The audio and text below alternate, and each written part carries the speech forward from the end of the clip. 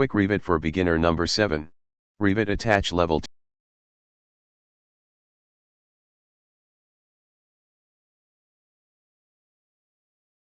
We've adjusted the level and box to the image's viewable area. You've probably noticed something strange on the screen. Yes, the third level we created last. Now we're going to make it closer to the drawing's viewable area.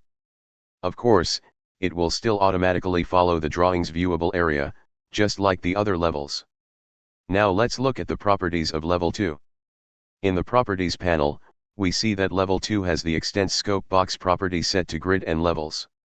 Meanwhile, level 3's extend scope box property is set to none. Change these properties to grid and levels, follow the previous level. And blast. Level 3 will automatically adjust to the drawing's viewable area. If we move the drawing's viewable area, the level will automatically follow that area.